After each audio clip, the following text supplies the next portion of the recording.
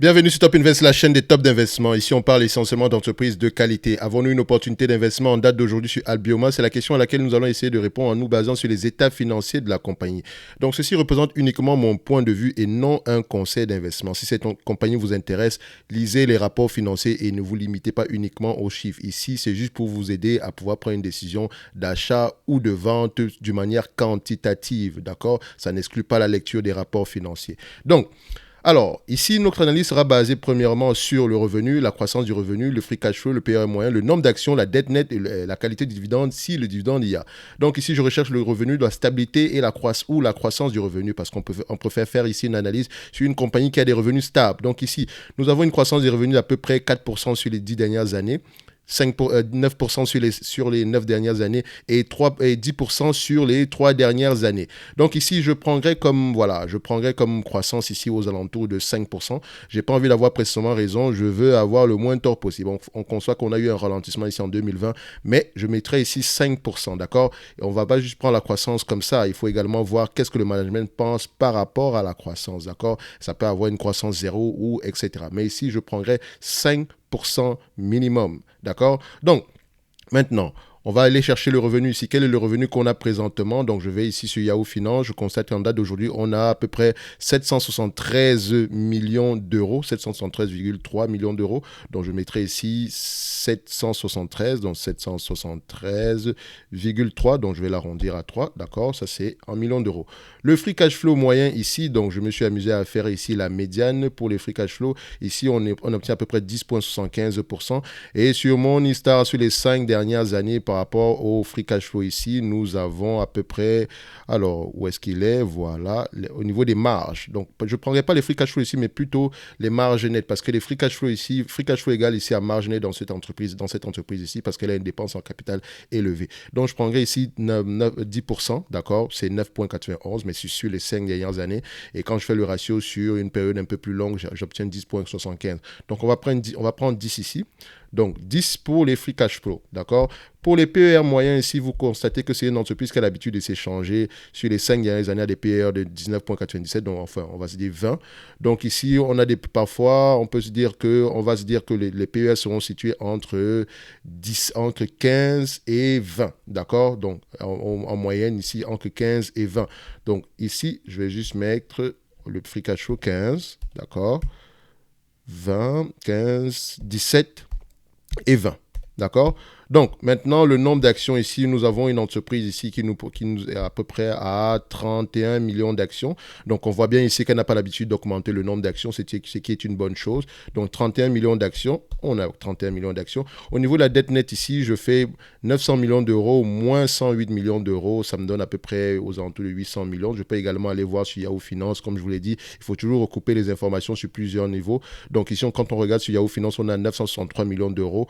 OK, ça date du 31 du mois de décembre 2021. Et ici, ils me disent également que ça date du 31 du mois de décembre 2021. Qu'est-ce que je vais prendre? Je vais aller me protéger. Je prendrai Yahoo Finance. D'accord? Je vais prendre Yahoo Finance ici. On va mettre ici 900. C'est pas que l'autre information n'est pas bonne, mais je préfère prendre les informations de Yahoo Finance ici. De toutes les façons, on a une différence à peu près de 100 millions. Ça pourrait impacter notre évaluation. Mais voilà, ça veut dire que l'autre évaluation ici sera moins 10 ans dans le sens, elle sera encore plus pessimiste. Mais je préfère me prendre 963 millions parce que dans ce logiciel-ci, à ce niveau-ci, j'obtiens à peu près 1 milliard. Donc, il faut aller voir qu'est-ce qui est pris en comptable, qu'est-ce qui est compté au niveau de la dette. C'est très, très, très, très important. Donc ici, j'ai toutes les informations nécessaires pour faire mon analyse ici. Le dividende, on va y revenir. Donc, je prends l'entreprise ici en état stationnaire sans croissance. Donc, 10% de 573 millions ici, ça vous donne combien? Donc, je vais faire le calcul manuellement. D'accord? Donc, quand je vais le mettre ici, donc je mets ici 10, je mets 15 ici, d'accord? 15, 17 et 20. Nos PER sont là, nos marges sont ici, d'accord? Donc, nos free cash flow sont ici. Donc, 10% de 573 millions ici, ça donne 57,3 ici et 57,3 là. OK. Donc, 15 fois 57,3, ça fait 860. Mais attention, n'oubliez pas qu'on a une dette nette ici inférieure. Donc, on a une dette nette ici de près de 863 millions. Quand vous faites ici 860 moins 863, il vous reste presque aux alentours de, on va se dire ici, 3 millions, donc ça va valoir 0. Donc l'entreprise appartient à ses créanciers. Ça, c'est la première hypothèse. La deuxième hypothèse, avec 17 fois les bénéfices, on obtient 974 millions ici. Donc, quand on fait ici 974 millions, donc je prends ce calcul, je mets 974 millions moins la dette nette de 863 millions. Ça me donne ici 111 millions divisé par le nombre d'actions ici à peu près, on va se mettre ici 31 millions d'actions. Ça me donne ici à peu près 3,58 €. D'accord? Donc, à 17 fois les bénéfices, on a 3,58 €. Donc, 17x, donc je vais mettre 17x égale 3,58. D'accord? Quand on est à 20 fois les bénéfices ici, d'accord, avec le même calcul, ça me donne combien? 57 000, ça fait 1 milliard 146. Donc 1 milliard 146, donc 1146 moins 863 millions, donc la dette nette ici, on obtient 283 millions. Donc je mets ici x égale, donc divisé ici par le nombre d'actions, 31 millions d'actions. On a aussi à 9,12 €, d'accord? Donc ça me donne ici 9,12 €. OK. Donc, cette entreprise sans croissance à 20 fois les bénéfices, on sera à 9,12 €. 20 fois, c'est la moyenne à peu près. À 17 fois les bénéfices, on sera à 3,58 € et à 15 fois les bénéfices, on sera à peu près à 0. 0 dans le sens où l'entreprise appartient à ses créanciers. D'où l'importance de toujours prendre en considération la dette. Parce que si on ne prenait pas en considération la dette ici, admettons à 20 fois les bénéfices ici, on aurait obtenu à peu près quelque chose comme ça, donc 11,46. Donc 11,46 divisé par 31. D'accord? Donc quelque chose comme 37 € par là. Or, c'est la pire manière d'évaluer une entreprise. Il faut prendre en considération la dette parce que ce qui vous reste à la fin de la journée, c'est après avoir payé la totalité de la dette ici. Donc, je prends à peu près toujours en considération la dette dans mes analyses. C'est la raison pour laquelle j'ai toujours tendance à dire que les entreprises sont surévaluées. Oui, c'est vrai parce que je prends en considération la dette. Si on se limite au PER à la fin de la journée, ça nous donne une information totalement fausse. Donc ici, je considère une entreprise comme étant par exemple un immeuble à logement dans le sens où si vous achetez un immeuble ici, la valeur de votre équité, c'est ce qui vous reste après avoir repayé la dette. D'accord? Donc, c'est ça votre partie en fait. Donc, ici, nous avons à peu près 9,12 €, c'est à 20 fois les bénéfices. Maintenant, admettons qu'on met la croissance. Et encore une fois, je dis ici que si on prend une croissance de 5% sur les 5 prochaines années minimum, et quand je dis 5%, il faut aller vérifier qu'est-ce que l'entreprise fait, qu'est-ce que le management pense par rapport à la croissance. Ça peut être bien plus élevé que ça, ainsi que les marges également peuvent être bien plus élevées que ça. Attention.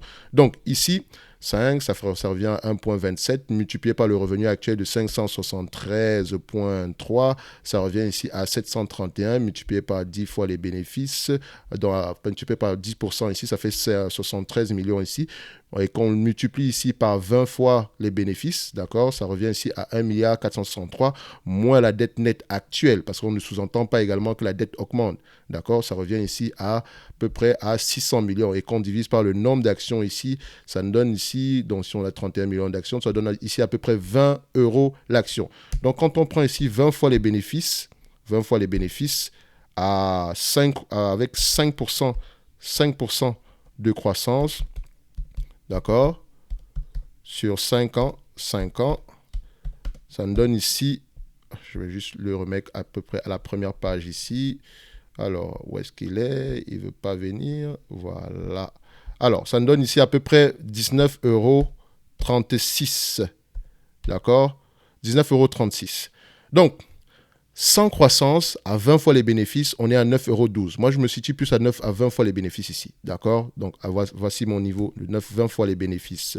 Donc, on sera à peu près à 9,12 €. Avec la croissance, d'accord, 5% minimum sur les 5 prochaines années, on sera à 19,36 € avec le même niveau de dette. D'accord? Si la dette diminue, on sera peut-être à un niveau plus élevé, d'où l'importance d'évaluer l'entreprise après chaque 6 mois généralement.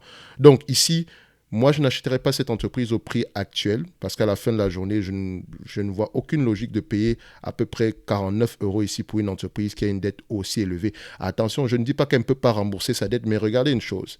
Voici le niveau de la dette ici à long terme. Cette dette-là a tendance à augmenter dans le temps. D'accord? Vous constatez également que l'entreprise garde à peu près son nombre d'actions à peu près stable ici, mais elle vous paye également un dividende. Est-ce que ce dividende-ci est judicieux? Elle a la capacité de payer le dividende, attention.